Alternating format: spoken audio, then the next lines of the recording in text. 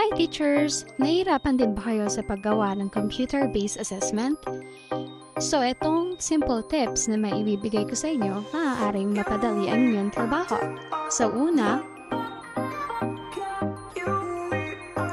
ayan, yung description muna natin, ilagay lang natin is either copy-paste nyo or i-type.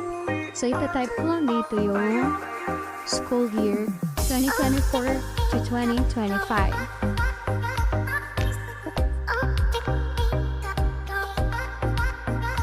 At ito yung document ko na puro questions and multiple choices.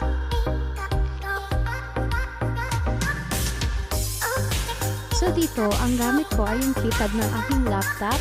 So para magta-touch screen lang tayo and mag-double click and drag. So